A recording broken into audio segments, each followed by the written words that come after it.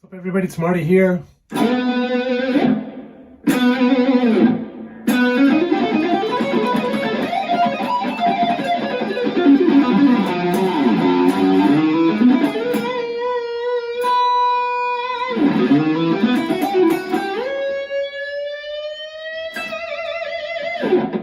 What's up, everybody?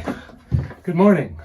I'm here to talk to you about one of my favorite songs, or one of my favorite bands, one of the bands that really got me into playing music, got me into playing guitar. And I'll have to pick one of the songs because all of their songs are just great for getting you inspired to play guitar. When I was a kid, there was nothing heavier than Black Sabbath. Okay, so let's play one of the riffs. This was such a cool song, and I'll play it the way I remember it. It was like this.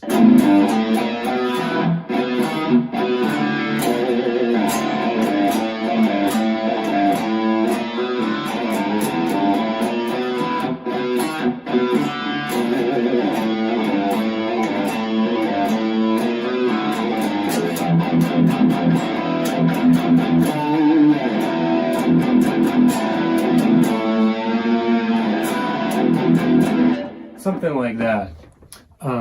Thing about Black Sabbath was, and what I remember so embarrassingly fondly, is that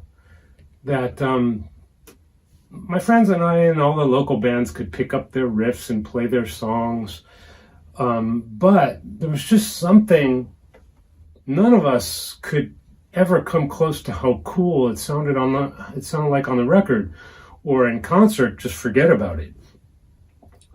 For some reason, Black Sabbath just sounded so much heavier and just so much more huge and crazily loud. And we thought we were playing all the notes right, and it sounded right when we played by ourselves, and then we put the record on like, nah, they just must be not human. They must be gods, because they sound so incredibly much more heavy than we sound with our dinky little guitars. But had I only known that they detuned their guitars a step and a half, had I only known that, it would have opened up so many doors like this.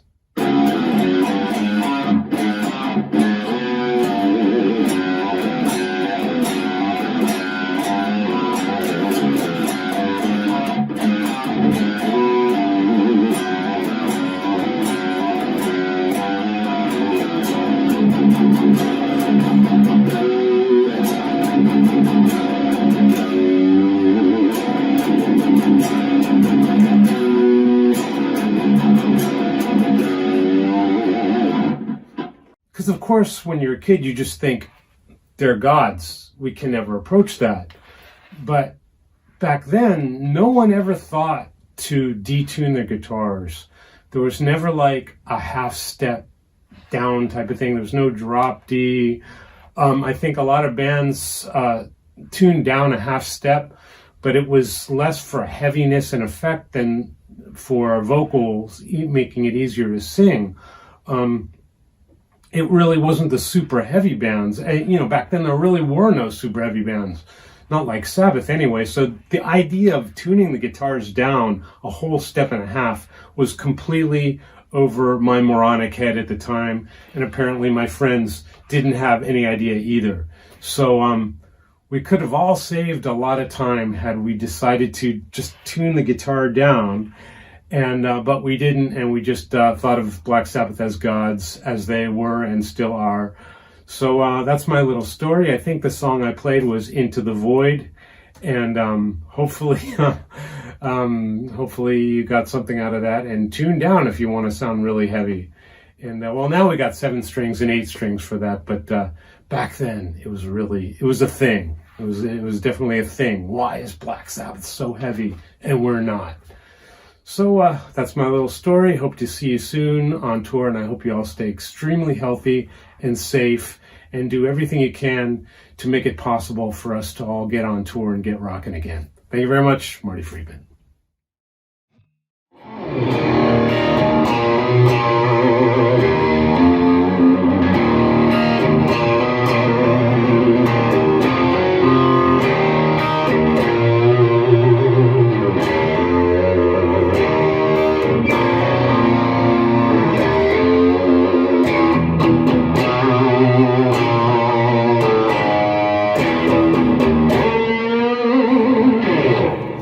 Hey everybody, James Nichols here, sitting down with Premier Guitar.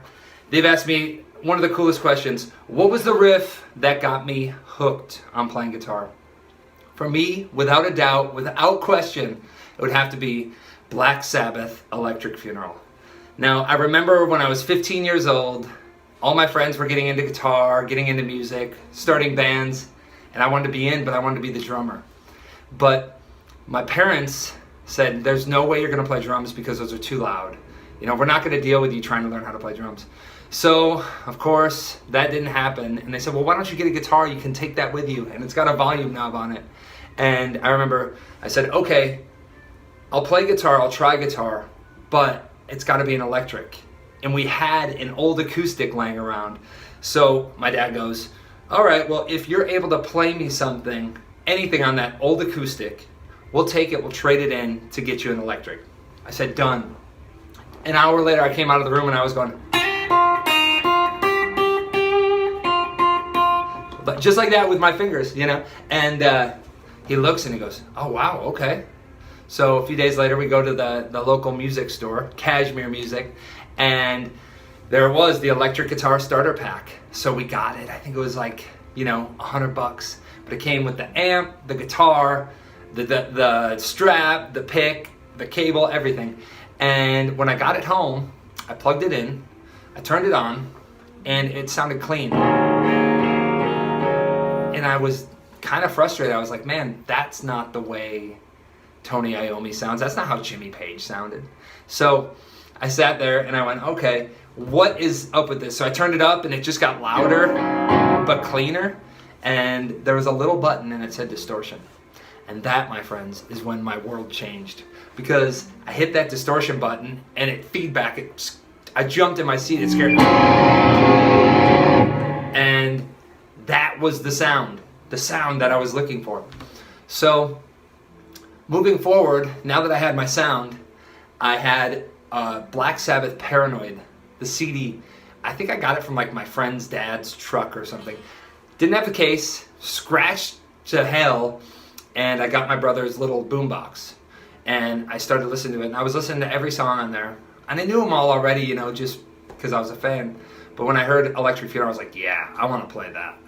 So we figured out how to tune it, and this took me a long time. And I got it to the point, because I was only playing with my index finger, where I could figure out that he went open, open, slid it on the A, and slid it there. So you can imagine how many times I was hitting reverse to start it, boom, boom, all day, all summer long. And it was so cool because like that was when the connection met. I was playing, jamming along with Black Sabbath, and it was so cool. It was such an amazing experience to be like, yeah, I'm playing. And now, you know, we know that those were very humble beginnings, but all I'm saying was that was the riff, that was the vibe that made me, you know, pursue everything that I'm doing now.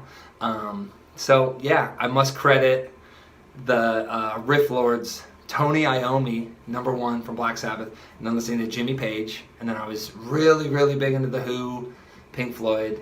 But when it all boils down to it, I gotta go back to that original Electric Funeral, Black Sabbath, shaping me as a guitarist. And I still love it today, and it still sounds so cool today. So simple, but so cool. Premier Guitar, I love you. James Nichols. Cheers, everybody.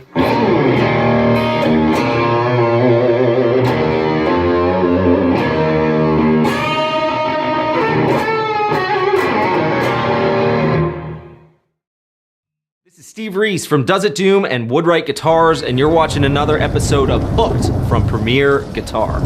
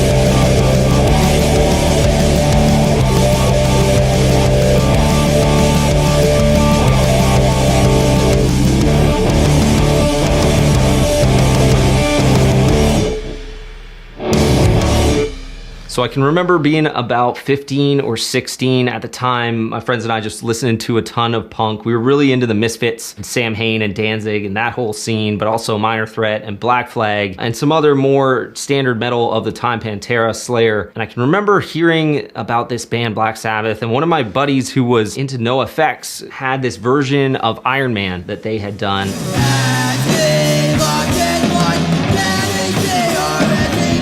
I remember being blown away by the song and just thinking, wow, this song's incredible. And then at the same time, also, same buddy having Megadeth doing Paranoid.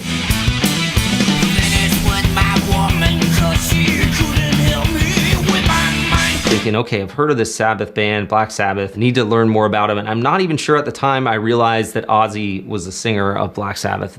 Don't even think I knew that. So that summer I was away probably within the same month or so on vacation. And I remember my dad and I go into the little CD store in the mall, really small. They didn't have much, but we sold our soul for rock and roll. And I can remember buying that day Led Zeppelin live at the BBC and Black Sabbath. We sold our soul for rock and roll. And going home and getting my little CD player out and throwing it in there and just being blown away by the, obviously the pouring of the rain and the cracks of thunder and the church bells foreshadowing everything that was to come. And then obviously the song launches into that super heavy intro.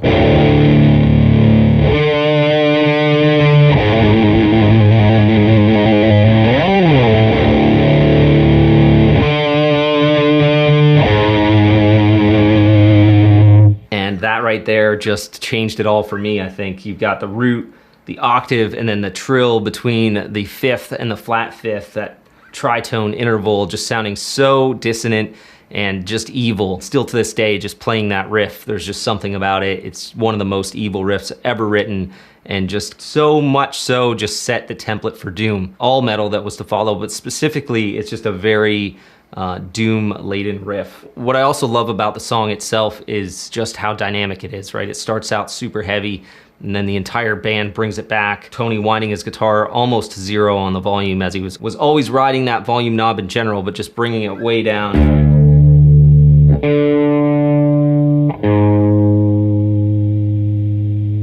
And Ozzy, of course, with Geezer's famous "What Is This That Stands Before Me" figure in black, which points at me, just an iconic lyric. And the entire song obviously just had that foreboding, creepy feel to it, and it kind of plods along slowly, alternating between the heavy, the kind of light, and the shade, as they say, before launching into the bridge section where things just take off.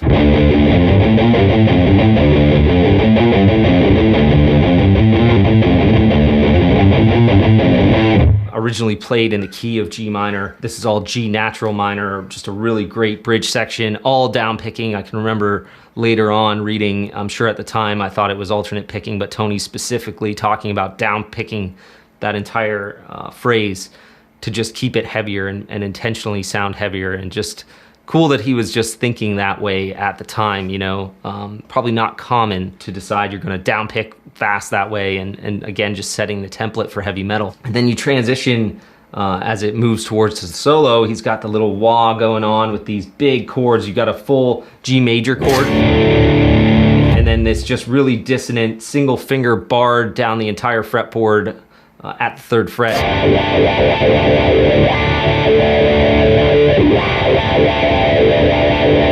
And then of course he launches into the awesome solo for that song. Pretty simple by modern day standards, but just a great pentatonic lead.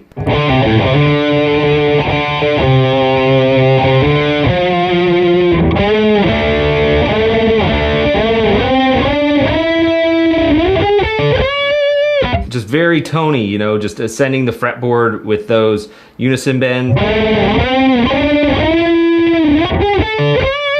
And then late in the solo, you've got the classic repetitive licks and the iambic trills. Nobody trills to this day like Iommi.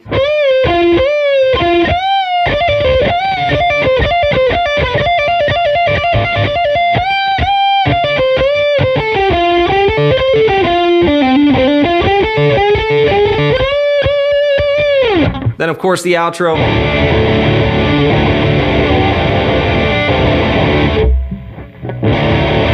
Obviously, playing through a late 60s Laney supergroup today, just Tony's playing influenced me and has stuck with me forever. still my biggest influence, still the guitar player I love the most. I can remember going home that summer and telling all my buddies about this Tony Iommi and Black Sabbath, and of course I didn't know any better. I'd never heard of him before, and I remember one of my buddies being like, I think it's Tony Iommi. I thought the liner notes to the CD said Lomi. But it was fun today to think about Black Sabbath, the song, the band, listening to the band for the first time. I want to thank Premier Guitar for having me on an episode of Hooked here, and I want to thank all of you for watching. Once again, I'm Steve from Does It Doom and Woodwright Guitars, and always remember, Tony Iommi is your friend.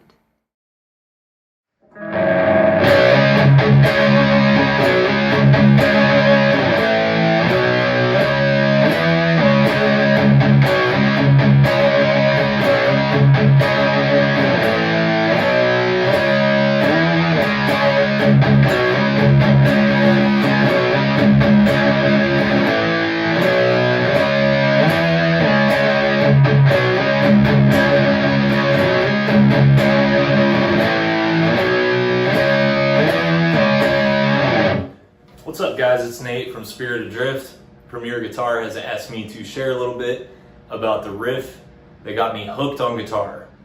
And it's that riff, Sabbath Bloody Sabbath by Black Sabbath, from the album of the same name. So growing up, I remember hearing plenty of stuff that got me interested in guitar. CCR, Leonard Skinner, Jimi Hendrix got me interested enough in guitar that I got a guitar, started practicing, learned a couple of his songs. I was really cruising along, and then something happened that happens with adolescent kids. I guess I just kind of lost interest, got into other stuff. And then one day I was watching VH1 pop-up video, and this band Black Sabbath came up, and it was the song Paranoid. I had never heard anything like it, never seen anything like it. It resonated with me on some sort of profound level.